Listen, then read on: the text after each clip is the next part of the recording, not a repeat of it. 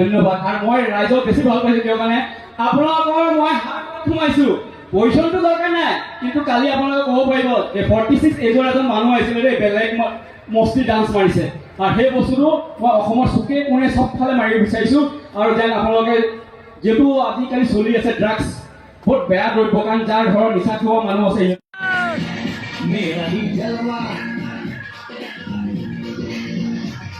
अरे यहाँ भी होगा वहाँ भी होगा अब तो सारे जहाँ में होगा क्या मेरा ही जलवा मेरा ही जलवा